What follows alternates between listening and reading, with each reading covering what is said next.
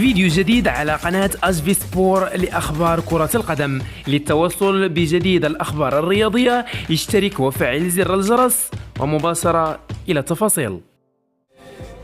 تمكن فريق الوداد الرياضي لكرة القدم إلى حدود الساعة من حسم 9 صفقات في الميركاتو الصيفي الجاري، وهو رقم يلبي حاجيات المدير الفني الجديد لفريق الوداد الرياضي لكرة القدم، حيث أن الصفقات التي تم الإعلان عنها تغطي جميع مراكز الخصاص بالوداد، من مركز الحراسة والمدافعين والأظهرة والأجنحة ووسط ميدان ودفاع. وتمكن فريق الوداد الرياضي في هذا الميركاتو من بسط سيطرته وحسم عدة صفقات كانت وجهتها الاحتراف خارج المغرب، واعتبرت فئة من الوداديين أن هذا الميركاتو هو الأفضل للوداد منذ زمن بعيد. ويعتبر المهاجم الشرقي البحري الذي وقع عقد انضمامه لفريق الوداد يوم الاثنين الماضي تاسع تعاقدات الوداد، حيث نجح الناصري في التعاقد مع كل من هشام أيت برايم من أولمبيك دشيرة الممارس بالقسم الوطني الاحترافي الثاني، ثم الحارس المهدي مفتاح من مولودية وجدة، وكذا الجزائريان إلياس شتي من الدوري الفرنسي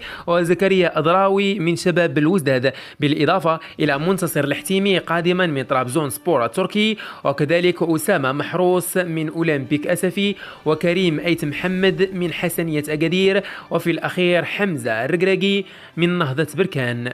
وبات محتملا أن يغادر فريق الوداد الرياضي بعض لاعبيه المميزين الذين ساهموا في منح الوداد الرياضي ألقاب إفريقية ومحلية، من ضمنهم أيمن الحسوني، يحيى عطية الله، رضا الجعدي، فيما غادره اللاعبان بديع أووك والليبي مؤيد اللافي بصفة رسمية. أكدت مصادر مطلعة لموقع 360 سبور أن إدارة الوداد الرياضي لكرة القدم تسارع الزمن من أجل إلحاق كل من الوفدان الجديدان حمزة الرقراقي والشرقي البحري لاعبا نهضة بركان الذين يتعاقدا مع الوداد ببعثة الوداد بالسعودية. وأوضحت ذات المصادر أن إدارة الوداد الرياضي لكرة القدم تعمل على تأهيل اللاعبين المذكوران قبل التحاقهما ببعثة الوداد الرياضي في السعودية استعدادا للمشاركة العربية. وأضافت ذات المصادر أن هذا القرار يأتي من أجل تعزيز صفوف الوداد الرياضي قبل المسابقة، وأيضا لاستئناس الرقراقي والبحري مع المجموعة. تجدر الإشارة إلى أن فريق الوداد الرياضي تعاقد مع مهاجم جديد، يأتي ذلك استجابة لمطلب عادل رمزي مدرب الوداد الرياضي، حيث حدد مركز الخصاص في مدافع أوسط ومهاجم. نوه عادل رمزي مدرب الوداد الرياضي لكرة القدم بالظروف التي تمر منها استعدادات فريق الوداد الرياضي تأهبا للمشاركة في كأس العربية سلمان للأندية الأبطال بالمملكة العربية السعودية. وقال رمزي في تصريحات للموقع الرسمي لفريق الوداد الرياضي: الاستعدادات تمر في أحسن الظروف لحد الآن، وكل شيء متوفر، ونحاول التأقلم مع الجو في السعودية ومشكل نقص الأكسجين. وأضاف: لم يكن لدينا الوقت الكافي للاستعداد في مدينة الدار البيضاء، وأحاول أن أضع نظرة شاملة على كل الفريق. اللاعبون مستعدون ويرغبون في التعلم لأنه مشروع مهم، وأرغب كذلك في تغيير العقلية. واختتم حديثه بالقول: أعد الجماهير بتقديم مستوى مشرف في جميع المسابقات القادمة لفريق الوداد الرياضي.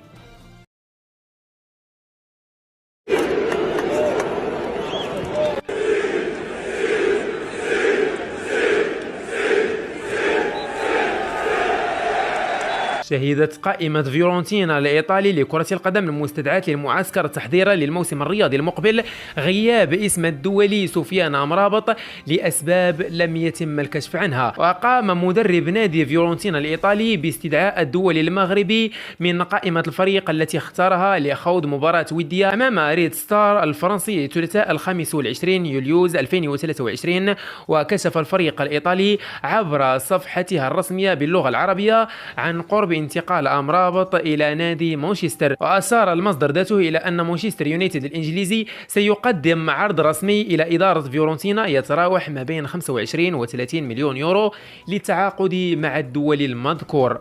وربطت التقارير الصحفية اسم سفيان أمرابط بنادي مانشستر يونايتد الإنجليزي في فترة الانتقالات الصيفية الحالية. أكد موقع سبورت وان أن الاتحاد الإفريقي لكرة القدم قام بخصم 20 مليون سنتيم من منحة فريق الوداد الرياضي بسبب الأحداث التي شهدتها مباراة الوداد الرياضي في النهاية لدوري أبطال إفريقيا، حيث قامت جماهير الوداد الرياضي برشق أرضية الملعب واللاعبين بقنينات الماء. وأضاف ذات المصدر أن الكاف أقدم على خصم حوالي 20 مليون سنتيم بسبب استخدام جماهير الوداد الرياضي للشهب الاصطناعية في المباراة خلال مباراة سيمبا التنزاني، بالإضافة إلى خصم 20 مليون سنتيم إضافية للبطاقات الصفراء والحمراء التي حصل عليها لاعبو الوداد الرياضي خلال مشاركتهم في دوري الأبطال. وتم أيضا خصم مبلغ 200 مليون سنتيم نصيب الجامعة الملكية المغربية لكرة القدم من مشاركة الوداد في دوري أبطال إفريقيا. يذكر أن فريق الوداد الرياضي لم يتمكن من الحفاظ على لقبه إذ خسر في المباراة النهائية أمام الأهلي في مصر ب2-1، وتعادل في المباراة التي أقيمت بالدار البيضاء ب1 لمثله. تحدث يحيى جبران عميد فريق الوداد الرياضي لكرة القدم على استعدادات فريقه لمواجهة نظير السد القطري يوم الخميس 27 من هذا الشهر في افتتاح البطولة العربية للأندية كأس الملك سلمان. وأكد يحيى جبران عميد فريق الوداد الرياضي لكرة القدم جاهزية النادي الأحمر لمواجهة نظيره السد يوم الخميس 27 في ملعب الأمير سلطان عبد العزيز في مدينة أبها، مشيرا إلى أن الاستعداد لهذه المباراة تمر في أحسن الأجواء وتسودها روح المسؤولية وروح الأخوة. وقال جبران: أتمنى أن نكون قد اشتغلنا خلال هذا الأسبوع بشكل كافي.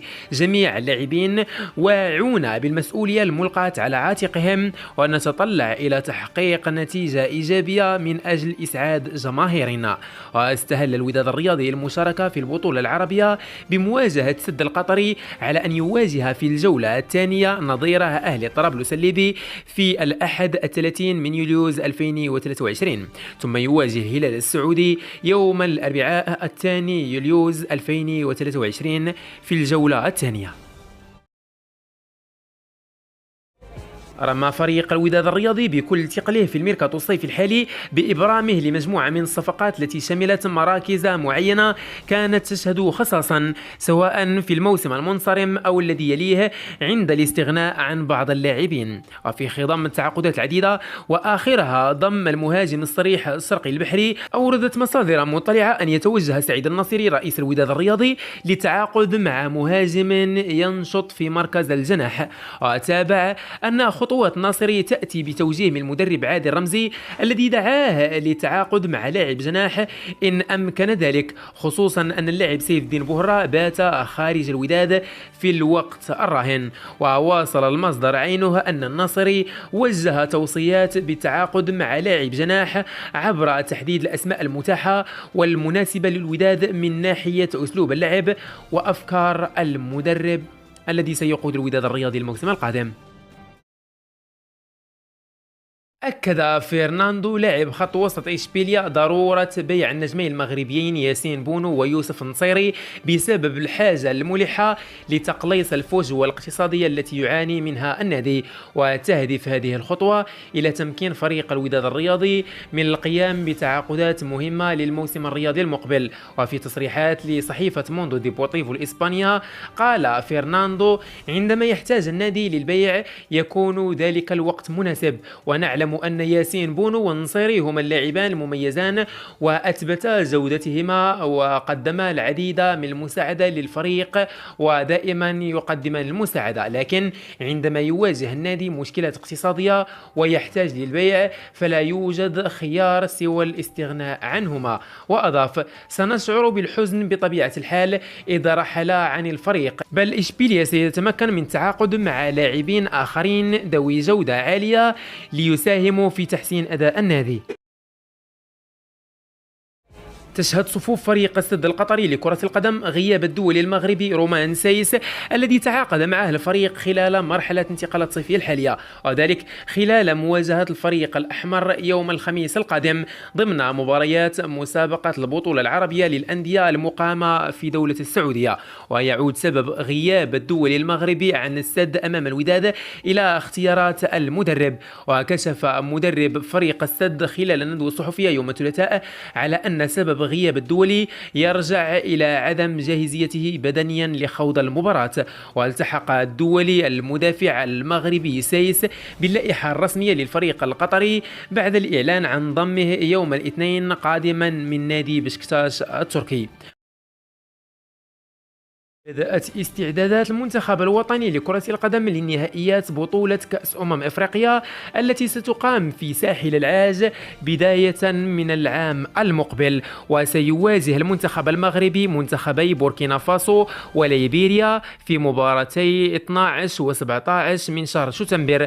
وفي هذا السياق أفاد موقع العربي الجديد بأن المدرب وليد الركراكي أبلغ مساعديه رشيد بن محمود وغريب أمزين بأن المنتخب يعاني من نقص في 30 مراكز يجب تدعيمها في المرحلة القادمة.